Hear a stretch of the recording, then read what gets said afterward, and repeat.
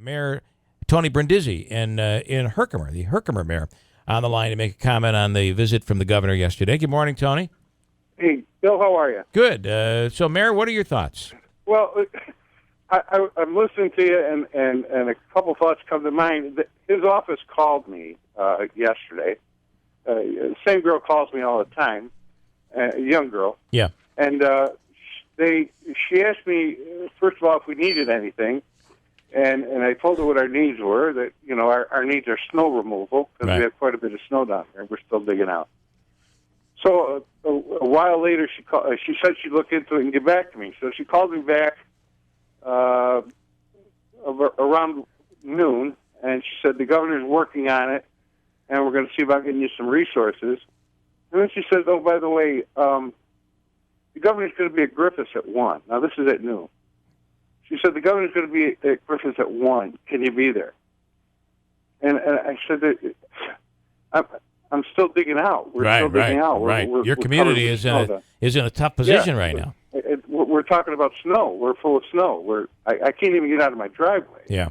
It'd take you 45 minutes anyway. Right. And in the summer, it'd take you 45 minutes to get there. Yeah. Just to get to Griffiths, on a good day, it's 45 minutes. You just called me about us being buried in snow. So, what's the deal here? This girl, I feel bad for this girl. She's the same girl. She's a young girl. The last time they called me, she asked me what my feelings were. She wanted to know, what my feelings as mayor was about the governor's college plan. Take the money from the rich tax. And I said, well, I don't think I understand it. Can you send me some information, something so I can read it? Yeah. And they didn't even have any paperwork. They don't even have a plan. They're just going to take money from some sort of rich tax. Right. So it's nothing is planned. So it's just stuff they throw against the wall and see if it sticks. So I called the arrival yesterday. It's grandstanding. It's political. It's let me look like I'm wearing my bomber jacket, my emergency jacket out there, and I'm caring for you. And don't think about Nano, by the way. That's what I see it as.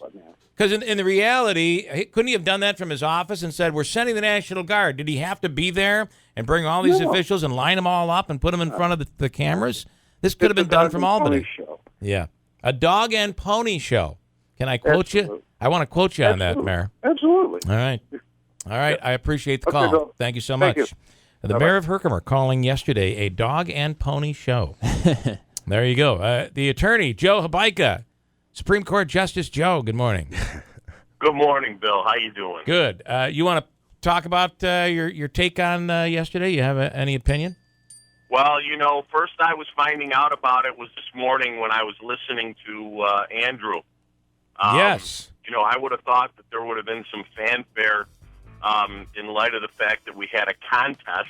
Right. Couldn't the governor have mentioned the contest? I feel a bit cheated, but, I have to think that he's aware of the fact that we had this contest. There he is. I'm told he is. I feel unrequited, to be honest with you. Yeah. I'm told he knows. There's no doubt. Joe, should somebody have asked the question yesterday at the press conference? Some reporters should they have said, do you have a comment on AMS?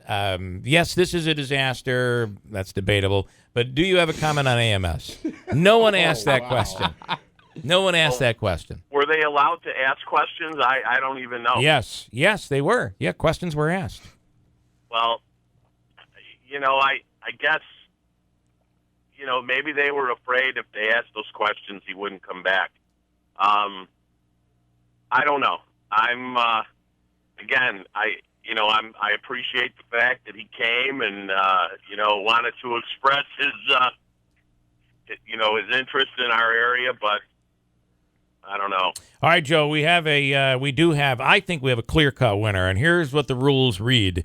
This was the pool. Bill Ball in New Hartford chose the Ides of March. Ironically, in Rome is where the governor appears.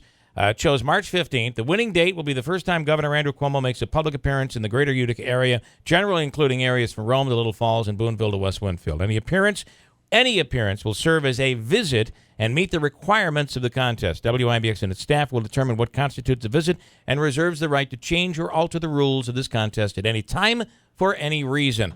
I would say that would qualify, Bill. I think it qualifies as well. So, I'd say sometime in the beginning of next week, he can show up at WIBX and pick up the money. Right. Winning. Love it. There you go, Bill.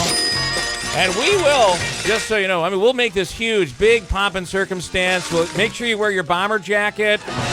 We'll stream it live, Joe, and we'll give away the $500, all right? Oh, that's beautiful. Beautiful. All right, Joseph, thank you so much. Joe Habaika. Quite welcome. Quick break. We'll come back. County Executive Anthony Pisani. I do want to say this.